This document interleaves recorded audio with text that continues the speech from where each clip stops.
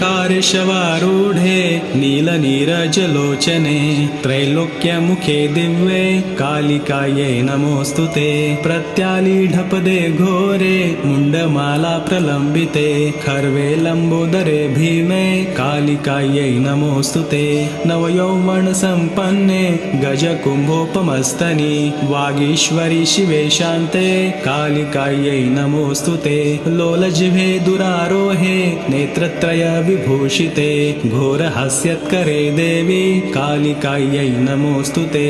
व्याघ्रचर्माम्बरधरे खड्गकर्तृकरे धरे कपालेन्दीवरे वामे कालिकायै नमोऽस्तु ते। नीलोत्पलजटाभारे सिन्दूरेन्दुमुखोदरे स्फुरद्वक्त्रोष्ठदशने कालिकायै